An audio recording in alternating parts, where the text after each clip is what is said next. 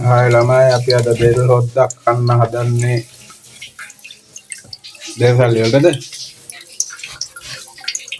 නිකන් දෙනවා.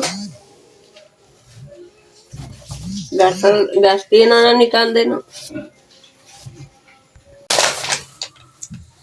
ළමයි ඉතින් අපි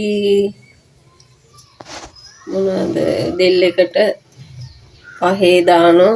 ඒ 3-5 කුඩු. මිරිස් කුඩු දාන්නේ කහයි කියලා.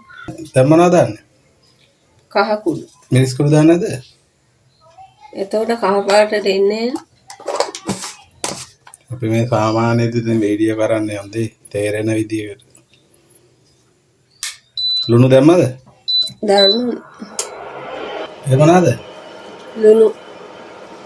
ලුණු ටිකක් දැම්ම උංගනා ගන්න දාගන්න කමන්ට. දැන් දාන්න ඕනේ අවු මිරිස් දාන්න ඕනේ රම්පේ කරපිංච ඔක්කොම දාන්න ඕනේ. දිය කිරේ ලිපේ තියලා මෙටි කිරි දාන්න. ඒක රම්පේ කරපිංච.